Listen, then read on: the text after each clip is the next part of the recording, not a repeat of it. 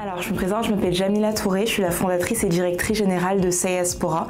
Seiaspora, c'est un média qui vise à amplifier les voix et renforcer les capacités d'action des femmes de la diaspora africaine. Seiaspora a vraiment commencé comme étant un collectif, pour le coup, collectif dans lequel est-ce qu'on créait des initiatives de manière vraiment sporadique, grâce justement à l'accompagnement puis à l'aide financière spécifiquement du groupe 3730-37.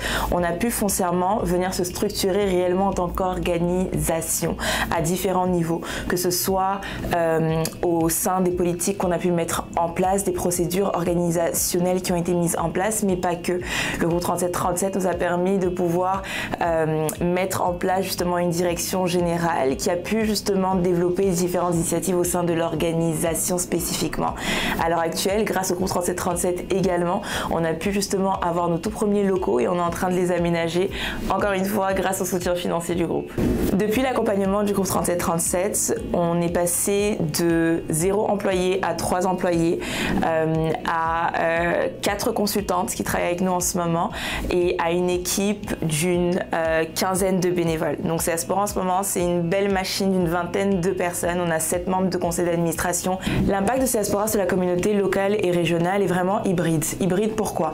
Parce qu'on va venir en fait créer des campagnes de sensibilisation, avoir un magazine en ligne dans lequel est-ce que différentes écrivaines à travers le Canada vont être amenées à venir rédiger sur des articles, des thématiques du moins qui leur tiennent à cœur, du business à l'amour-propre, etc.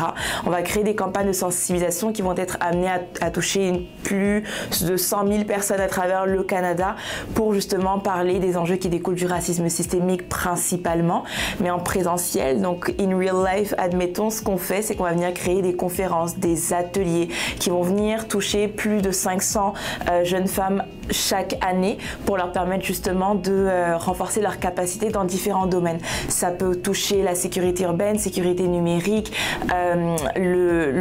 comment est-ce qu'on se sent confortable dans la ville de Montréal en tant que telle, comment est-ce qu'on crée des ponts aussi avec les autres communautés. On peut aussi parler d'employabilité, d'entrepreneuriat, bref, les thématiques que Seiaspora couvre et son impact se veut vraiment sur ces deux paliers-là en tant que tel, puis touche à la fois une population qui est numérique, qui est en ligne, qui consomme du contenu numérique, puis une population qui est aussi en présentiel, qu'on impacte à travers les différents outils qu'on partage, puis qu'on crée, qu'on met à disposition de notre public cible.